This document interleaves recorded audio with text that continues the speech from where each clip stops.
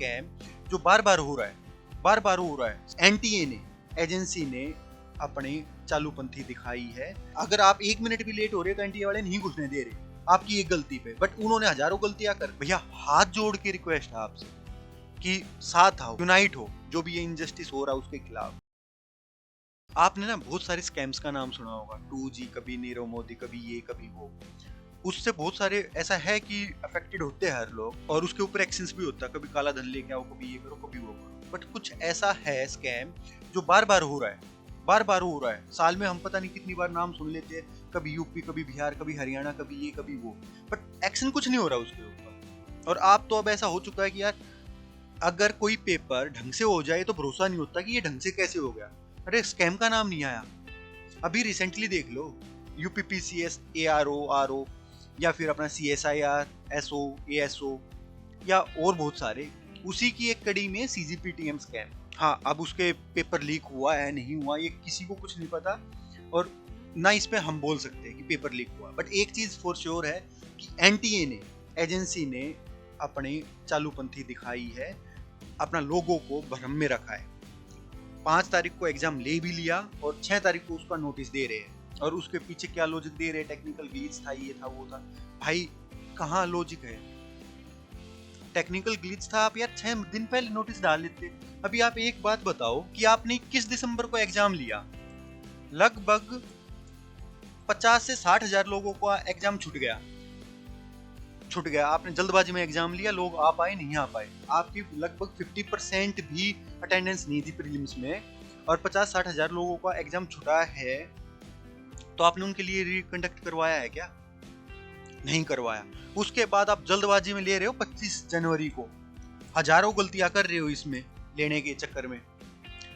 उनका छूट गया, उनका आपने ले लिया। भाई अगर प्रीलिम्स जिसका छूटा था उनका भी लेना चाहिए था इस ग्राउंड पे तो।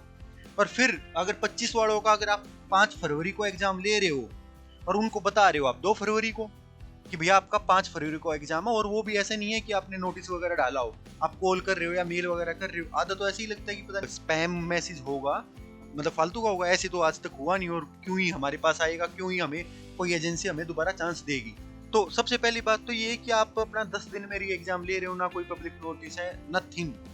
और उसके बाद आप अपनी क्लैरिफाई कर रहे हो। बीच में बच्चे पूछ रहे हैं तो बच्चों को बताया नहीं जा रहा कि क्या हो रहा है, क्या नहीं हो रहा है, एग्जाम होगा नहीं होगा, ऐसी चीजें हुई।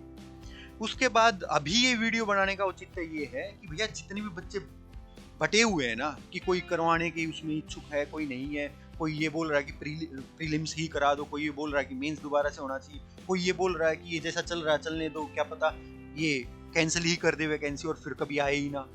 हजारों थ्योरीज चल रही है, तो उन्हीं थ्योरीज के ऊपर बात करने के लिए ये वीडियो बनाई जा रही है। देखो भाई, नॉर्मल सी बात ये है, किसी को नहीं पता क्या होने वाला आगे। अब मैं ये बोल दूं कि ऐसा हो जाएगा, मेरे कहने से नहीं होने वाला।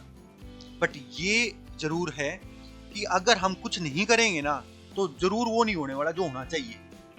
अब बीच में कुछ भी धांधली हुई है, स्कैम हुआ है, या किसी को भी अपना अंधेरे में रखा गया है, वो दूर नहीं होने वाला। जो लोगों ने सफर किया वो दूर नहीं होने वाला, या जो लोग डिजर्विंग है उनका कुछ नहीं होने वाला भला। अब जैसे आपका पोटेंशियल है, चाहे अभी वाले एग्जाम में आप क्लियर हो जाओगे या किसी और एग्जाम में क्लियर हो जाओगे, आप अपना लग जाओगे, या फिर आप थोड़ा और सफर करोगे, 1-2 साल वेट करोगे, फिर आ जाएंगे।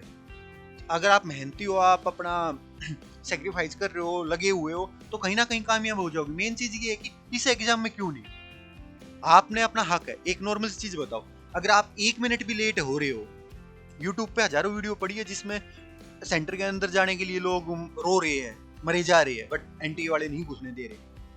और यहाँ पे अगर आप 1 मिनट भी लेट हो रहे हो तो एनटीए वाले नहीं घुसने दे रहे आपकी एक गलती पे, बट उन्होंने हजारों गलतियां कर दी, मतलब 10-20 गलतियां कर रखी उन्होंने, और फिर वो बिना पनिशमेंट के, बिना उसके क्लैरिफिकेशन के जा रहे हैं। ऐसे थोड़ी ना होगा। आप इतनी बाइसनेस थोड़ी ना होनी चाहिए कि बच्चा एक गलती कर रहा है तो उसको पेल दिया जाए, और अगर कोई अथॉरिटी गलती कर रही है तो उसके ऊपर कोई कुछ ना बोले। हाँ ठीक है भाई, अभी नॉर्मल सी चीज, एक क्वेश्चन आ रहा है कि सर आप अभी क्यों बोल रहे हो, लेट नहीं हो गए, पहले बोलना चाहिए था। भाई नॉर्मल सी चीज बताता हूँ मैं, जब 2 तारीख को ये आई है चीजें कि मेल वगैरह है, दोबारा से री एग्जाम हो रहा है, उसी दिन से एक्टिव हूँ। 5 तारीख को लोग वहाँ पे एनटीए ऑफिस में गए हेडक्वार्टर में, उनमें से मैं भी था एक।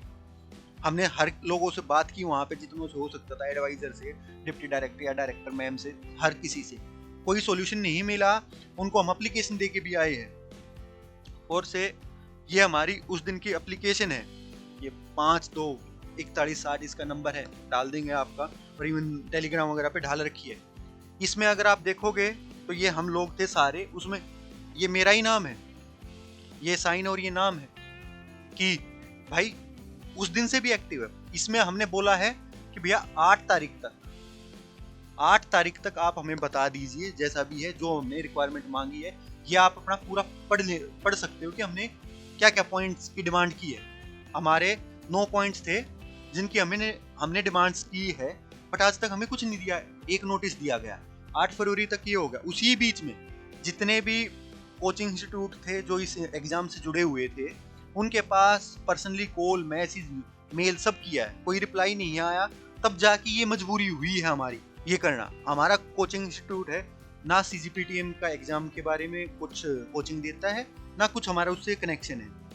हमारे दूसरे एग्जाम से उस पर हम है फोकस, ऑफलाइन बेस्ड हमारी कोचिंग है। ऑनलाइन तो हमारा बस अभी नया नया स्टार्ट है, उसमें हमें कोई दिक्कत भी नहीं है बोलने में। चीज ये है गलत हुआ है इसलिए खड़े है।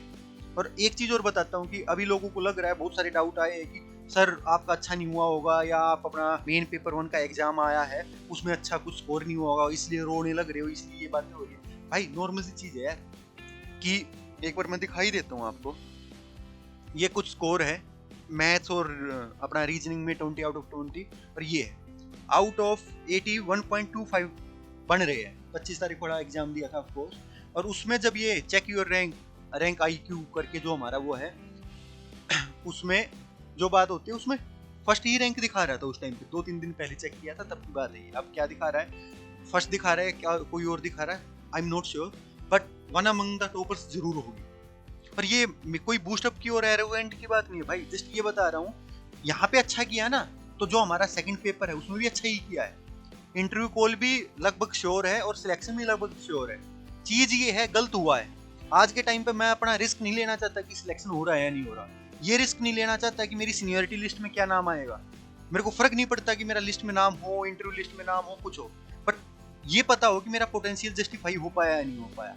ऐसा ही आपके साथ है कि आपको पता होना चाहिए कि आपका पोटेंशियल जस्टिफाई हो रहा है या नहीं हो रहा। आप किसी एग्जाम से लात मारी जा रही है आपको, तो आपको पता तो होना कि ये कमी रह गई। ऐसा तो नहीं है ना कि अच्छा ठीक है भैया नॉन ट्रांसपेरेंट है, कोई अकाउंटेबल नहीं है, आप रोते घूम रहे, कोई सुनने वाला नहीं है, फिर आप साइड में जाके चुप होके बैठ जाओ। नहीं भाई, आपको अपनी बात रखनी है। और आज नॉर्मल सी चीज है यार, अब बटे हुए है कि प्री दोबारा करवा लो, मेंस दोबारा करवा लो, ये करवा लो, वो एंटी है, कोर्ट वगैरह डिसाइड करेगी क्या होने वाला क्या होने वाला नहीं है। हम कोई डिसाइड करने वाले नहीं है, मतलब डिसाइडिंग अथॉरिटी हमारे पास नहीं है ना हमारे पास पावर, बट हमारे पास एक पावर है कि हम अपनी बात रख पाए। हम अपनी बात रखेंगे तभी जाके बात बढ़ेगी। और ये कमेंट सेक्शन में या पर्सनल मैसेज और जो भी ये टारगेटिंग हो रही है, अगर कोई बच्चा 5 फरवरी वाला वो पर्सनल टारगेटिंग कर रहा है और कुछ कर रहा है, भाई घंटा फर्क नहीं पड़ता। जो कर रहे हैं हमें पता, हम सही कर रहे हैं और लगेंगे। देर से आए हैं पर दुरुस्त आए। अब खड़े हुए, स्टैंड लिया है और स्टैंड लेंगे जब तक जस्टिस नहीं मिल जाता। हमारी तरफ से पूरा एफर्ट दिया जाएगा। अब आप साथ दोगे तो एफर्ट जल्दी से आ जाएगा रिजल्ट उसका, नहीं दोगे हम तो अपनी फाइट लड़ी रहे। कोई फर्क नहीं पड़ता कितने व्यूज आ रहे हैं, कितना लाइक्स, कितने कमेंट, नहीं भाई। ना इतना टाइम है कि हम एक एक कमेंट का रिप्लाई करते घूमेंगे, एक एक उसका जस्टिफिकेशन देते घूमेंगे। नहीं भाई, हाथ जोड़ के हम नहीं करने वाले। जस्ट चीज ये है जो हमें पता चलेगी, जो हमारी नॉलेज में आएगी चीजें, वो हम करते जाएंगे। और एक चीज और है भाई, हमारी खुशी नहीं है कि ये वाले एग्जाम के ऊपर हम वीडियो बना रहे, मजबूरी है। मतलब अच्छे खासे जो टीचर्स है उनको मैसेज, मेल वगैरह सब किया गया, ये लगाया गया, नाम वगैरह मैंने हाइड किए हैं कि सब है भाई, उनकी मर्जी है, जो करना चाहिए उन्होंने स्टैंड लिया, नहीं लिया उनकी मर्जी है। तो हमको ही नहीं होते हैं कि उनको बोलने वाले कि आपने लिया नहीं लिया। चीज ये है, बोला गया कि सर आप अपना एड्रेस करो, वीडियो वगैरह बनाओ। इसमें भी बोला गया please make a video mentioning all the points वगैरह जो भी था, इसमें भी बोला गया। ये आपको मैं अपना टेलीग्राम वगैरह पे डाल दूंगा, वहाँ पे देख सकते हो। ठीक, चीज ये यार कि हमने एक एक पॉइंट को जहाँ से हेल्प मिल सकती थी वहां पे भैया हाथ जोड़े हैं। कोई बुराई नहीं है जोड़ने में भाई, जोड़े हैं। आपने मेहनत की, आपने यूट्यूब वीडियोज डाली है, फ्री में कंटेंट दिया है, या आपने जो भी अपने कोर्सेज बेचे, बट थे आप बच्चों के लिए, तो भैया पहला उनका था खड़ा होना स्टैंड लेने के लिए। अब वो स्टैंड नहीं लिए, तब हमारी मजबूरी है स्टैंड लेना। ऐसा नहीं है कि यही एग्जाम लाइफ की अपना जीना और मरना, भाई नहीं है, इसके बाद भी हजारों चीजें। बट हाँ, मजबूरी है और सबकी है, मजबूरी है और जरूरत भी है, इसलिए खड़े हो रहे हैं और काम कर रहे हैं। तो भाई हाथ जोड़ के आपस में सींग मारने की जरूरत नहीं है भाई। साथ दो, फेयर सिलेक्शन की डिमांड करो। जस्ट एक बात सुन लो, अगर आप एक भी गलती करते तो एनटीए आपको माफ नहीं करती। तो अभी एनटीए वालों ने इतनी गलती की है तो एनटीए वालों का भी माफ होना नहीं बनता। इतनी बड़ी बड़ी उनकी मैनेजमेंट टीम है, इतनी बड़ी अथॉरिटी, इतना सरकार, इतना हमारा ही पब्लिक मनी उनको दे रही है, तो क्यों भाई? पब्लिक मनी उनको जा रहा है तो पैसा तो हमारा ही है, टैक्स पेयर है हम भाई, फ्री में नहीं है, खैरात में नहीं घूम रहे यहाँ पे। सीजीपीटीएम वाले बोल रहे हैं कि एनटीए से बात करो, हमने तो वहीं पे अपना दे दिया है सब कुछ। अरे भाई ऑफिसर तो तुम्हारे लगने हैं, कोई फटीचर आ गया, आपकी प्रोडक्टिविटी वगैरह कम होगी, आप बोलो ना कि हमें तो फेयर चाहिए, हमें तो करीम चाहिए, वो उस करीम में हमारा नाम तो अच्छा, और कोई हो तो और भी अच्छा है, कोई हमारा भाई बंधु लगेगा इसमें तो बेस्ट है यार, हमें खुशी होगी उसके लिए। बट हमारा हक मार के कोई और लगेगा अनफेयर तरीके से, तो भैया नहीं, नहीं सहन होने वाला। हक है हमारा यार, खैरात थोड़ी ना मांग रहे, ना अपना हक देंगे किसी को, ना किसी का हक छीनेंगे। सिंपल सा मैटर है, इसके अलावा कुछ भी नहीं। भैया हाथ जोड़ के रिक्वेस्ट है आपसे कि साथ आओ, यूनाइट हो, जो भी ये इनजस्टिस हो रहा है उसके खिलाफ, और लड़ो भाई, साथ मिलकर लड़ेंगे और जीतेंगे। हारा वही जो लड़ा नहीं, भाई लड़ेंगे, और लड़ेंगे तो जीतेंगे भी, ये भी श्योर है भाई। एक टेलीग्राम का लिंक है, मैं पिन कमेंट में भी कर दूंगा, प्लस डिस्क्रिप्शन में भी डाल देंगे, तो वहां पे ज्वाइन करो और वहां पे इन्फॉर्मेशन वगैरह मिलेगी और आगे चलेगा। स्टैंड लिया है, आगे तक चलेंगे, भरोसा करो, इतना जल्दी पीछा नहीं छोड़ने वाले। कोई हमारे साथ नाइंसाफी करके चला जाए इतनी आसानी से तो नहीं जाने देंगे, ये तो श्योर है। तो भाई आपस के जो भी मतभेद है उसको छोड़ के भाई साथ में आ जाओ, सबका भला है और इस देश का भी भला है। एक सिंसियर सिटीजन बनो, एक फेथफुल लाइफ जियो, काम चल जाएगा। तो फिर से बोल रहा हूँ भाई, एनटीए आपकी एक भी गलती माफ नहीं करता, तो आपका भी एनटीए को एक गलती माफ करने का मौका नहीं देना चाहिए। लड़ो भाई, जो भी साफ है साफ है। अब हम गए थे उस दिन, बोल दिया गया कि जो तुम्हारे बस की बात कर लो, कर रहे हैं भाई। Enjoy the joy of life. Thank you very much. इंकलाब जिंदाबाद।